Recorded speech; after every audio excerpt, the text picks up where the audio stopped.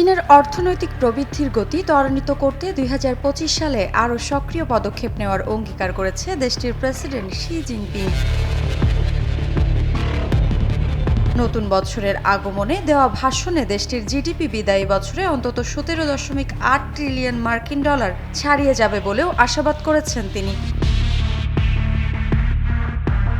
টেলিভিশনে সম্প্রচারিত ওই ভাষণে শি জিনপিং বলেন, বিগত বছরে উন্নয়নের উচ্চমান ধরে রাখতে দেশে ও বিদেশের পরিবর্তিত অবস্থার সঙ্গে তাল মিলিয়ে সর্বাত্মক নীতিমালা প্রণয়ন করেছে চীন।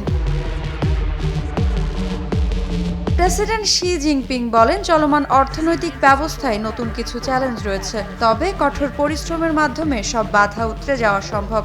প্রতিবারের মতো আমরা ঝড় বৃষ্টিতে বেড়ে উঠব, কঠিন সময়ের মধ্যে আমরা শক্তিশালী হয়ে উঠব। নিজেদের সক্ষমতার ওপর আমাদের বিশ্বাস রাখতে হবে। ঋত্বিকা বিশ্বাস, নিউজ 24।